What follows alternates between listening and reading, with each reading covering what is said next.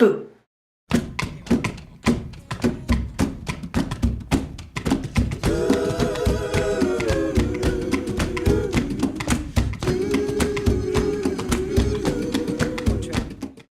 Hi everyone, welcome to episode 27 of Franklin Fiber, my knitting, spinning, and fiber-related podcast. It is Halloween. Happy Halloween, everyone, or Samhain if you're feeling roots about it. So obviously I'm recording a little bit off schedule. I usually record on Tuesdays, and Halloween is on Friday this year. Sorry, my phone's buzzing. Bad podcaster. So I'm recording on Friday. I missed Tuesday. I started a new job this week, and it's kind of thrown my schedule off a bit, but it's been good. It's all for the best. I am currently a pastry chef at a restaurant in downtown Asbury Park that's set to open tonight, Halloween. It is called Tallulah's, and it's a pizza, pasta, farm-to-table restaurant. The desserts are fantastic. They won't be available tonight. The official opening is this coming week. Crazy cat. The official opening is next week, but they're opening on Halloween for a special bar and pizza slices only menu. I don't know if you cared to know that, but if you're in Asbury and you've got nothing to do tonight, definitely swing by there. Anyway, that was all just to say that it's kind of what's thrown me a bit off kilter, and I had to adjust a bit, and I am adjusting. So my plan is to continue recording on Tuesdays, even though today is Friday, and hopefully you all can just adjust with me. I assume that by now most of you who are watching, if you've watched before, are not watching because I am the most punctual of podcasters. Regardless, I would like to be punctual, so I'm going to keep trying. Make an effort. Let's talk about knitting, shall we?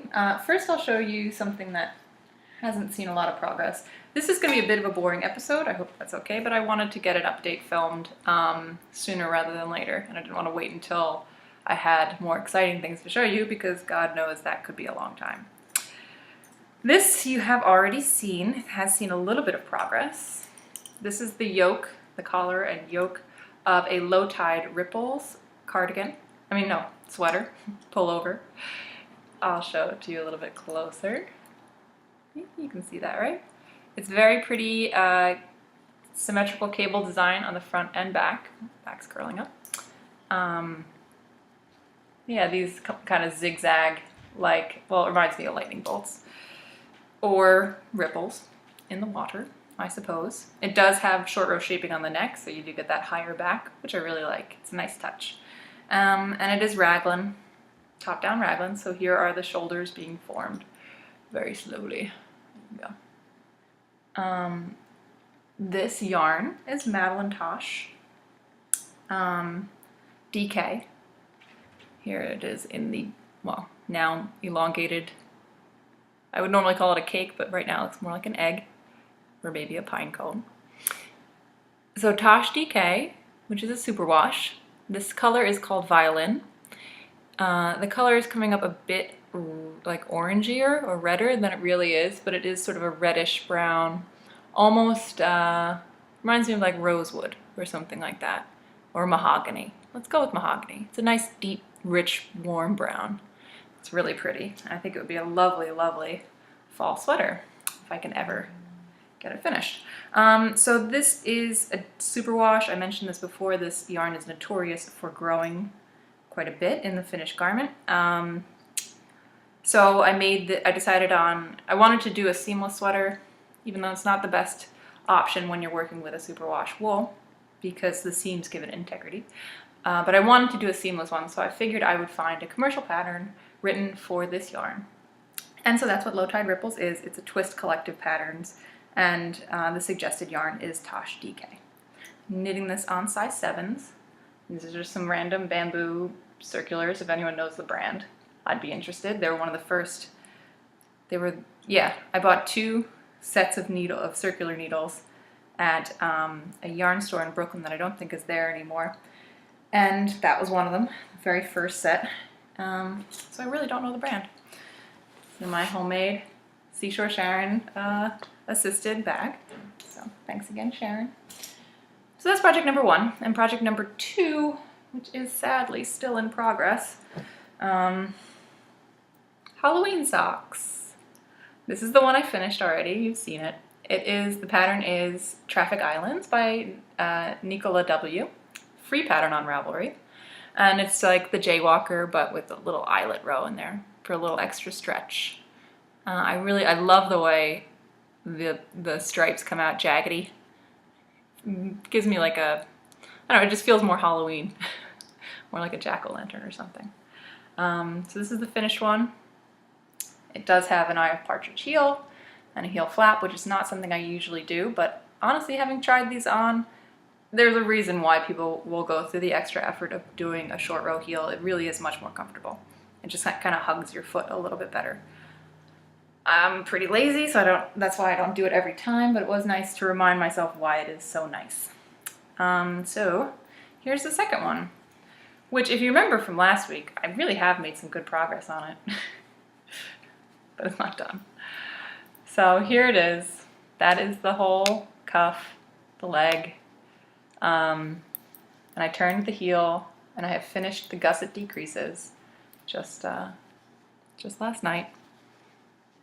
So you see. So now it's just straight on the foot and to the toe.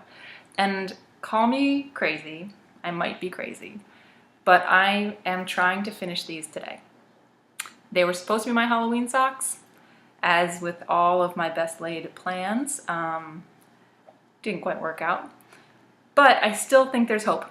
I think that if I just concentrate on knitting this, and like that will be my activity for the evening, there is a chance that I could actually finish these tonight. I might be crazy. I probably am crazy. You all can hang your heads and shake your heads at me because it is a little bit of a ridiculous goal. But I think I can do it. If you follow me on Instagram I'm Loveelamb, Loveeelamb, you will find out whether or not I succeeded, because at midnight I will post something, whether there was success or failure. So if you are interested, you can check that out. But yeah, I have faith in myself. This is in my Tangerine Designs bag, which I use year round, even though it is Halloween themed, but it was especially appropriate now. And here is the yarn. It is Opal. I actually have the tag in the bag. Opal 4-ply in the Mauer colorway. It is 75% superwash wool, 25% polyamide. It is in a series that they did called Handwork and Hobby. Try not to shake my hand. And Mauer means bricklayer. So it's not actually a Halloween color, but it works very well as one. So that's the yarn. And oh, I wanted to show you, because this is kind of crazy. So on this sock, I knit it down to the toe. I bound off for the toe. I did the Kitchener or whatever. And just broke the yarn with enough left to weave in, as one does when one makes a sock. And I thought about trying to match, but the striping repeat is pretty long, and so I decided that I wasn't going to make that attempt, that mismatch would be fine, although matching would be nice. And so I just cast on. And guys, look at this. Can you see this? Sorry, scratching. They actually ended up matching exactly. How bizarre is that? I just cast on, and there's like a half of a row difference between the two socks. I think that's weird. I think it's a Halloween miracle. So yeah, now they're matching socks, which is pretty awesome. Like even the heel flap, they matched. Everything matches. It's crazy. Which actually made it a lot easier for me when I was making the second one.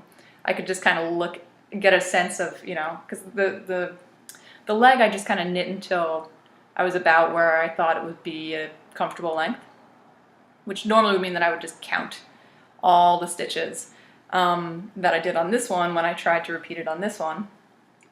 But actually, all I had to do was kind of knit until the stripes were aligned at the point where I started the heel, So it just made it a lot easier to make the second one. But it was totally an accident, and it was a very happy accident. So matching socks for me. which will be done tonight. Spinning is something you've seen before. I wanted to have these done, but that's not ever going to happen. These are the silk hankies that I've shown you before, folded in half. It feels like there are still just as many as I started with, which is insane. Because I try to do a couple, like every other night I'll do 5, or if I'm feeling very industrious, maybe 10 silk hankies, and spin them up on my wheel. And this is how much I've spun already. Just leaving it on the bobbin because it's easier. On the thingy. What is this thing called? Ooh, bad spinner. I can't remember my terminology. Flyer. There we go. Left it on the flyer. So I've spun not a ton. It's not like a lot of yarn on here, but you see how finely it's spinning. You can see. Can you see that? Or here. So it's spinning really fine. And I feel like that's a lot, considering how fine it is. But it just feels like I haven't done anything. Every time I pull a new silk hanky off, it's like pulling off the first one. There's just, it looks like no progress in the hanky form, even though it looks like progress on here. So anyway, that's a little discouraging. I was spinning that as part of Malia of the Yarn Raising Podcast's New to You October Spin-Along, in which you could spin something that was a new fiber, new preparation, or a new tool, using a new tool. And so I was opting to spin a new preparation, which was silk hankies. Never spun them before. Also never spun 100% silk before. So it's an interesting, learning process. I'm glad that she had that spin along because it gave me the opportunity to try something new, to actually start that project. But I didn't finish it in October, and I'm okay with that. I'm going to keep spinning it because I've got so many other lovely things that I got at Rhinebeck that I really want to start spinning. But for now, that's my spinning. And that's it for fiber, folks. It's all things you've seen before. Sorry. Thought maybe that by prolonging my recording schedule, maybe you'd get to see something new. But alas, 'twas not to be. And so yeah. I guess that's about it for craftiness. I just wanted to say one more time, Happy Halloween. It's funny, I know a lot of people love Halloween, that it's their favorite holiday. And I get it, but at the same time, it was never my favorite holiday. Even growing up, I never liked dressing up. I just didn't have a taste for the theatrical, I guess, even though when I was a kid, my sisters and my cousins and I did put on some kick-ass plays. But I never had that flair that I think is required when you're costumed and you're acting out a different persona. I also just never liked to be the center of attention. I never really like to call attention to myself. I tend to be an introvert and someone who's much more comfortable sort of blending in, maybe in the background. And so Halloween, I think, is an extrovert's holiday. So I always kind of felt left out. Not intentionally left out, not like everyone else was trick-or-treating and I was sitting at home. Definitely went out for that candy because I like candy. But it just never felt like someone likes Halloween. It just never felt like my holiday. And so over time, as I've grown up, as I've become an adult, I've kind of tried to make it into my holiday. So I just thought I'd share my Halloween traditions with you in case you were interested. So I usually like to spend the evening at home. And I kind of play off of what I perceive to be some Samhain traditions. I'm not like, worshiping pagan gods or something like that. It's not that. But it is, kind of looking at where all this came from and another way of interpreting what this holiday means. So to me, it's like, it's an opportunity to remember loved ones who have passed, and to remember that the dead are always with us in some way, not in a creepy, ghoulish way, but just the fact that their spirit continues to live with us in how we see the world and the things that remind us of them, and just these beautiful little moments where you recall something about someone who's no longer with you, and it might make you happy, it might make you sad, but it's still within you. So what we like to do, my husband and I, is have a meal that is comprised of elements that make us think of people we love, people we've shared meals with. And so you might have a weird mishmash of a meal. Like tonight we'll be having Brussels sprouts, egg noodles, mushrooms, and baklava. But each of those were picked because there's something about it that makes us think of someone who we miss. So, and then also one tradition that we have is that you eat an apple on Halloween. And when you eat the apple, you think of all of the things throughout the year that went into that apple, but you also think of all the things that year that went into you, that shaped you, intentions that you had, things that you experienced, just remembering, almost like a New Year's thing, but for the harvest thing.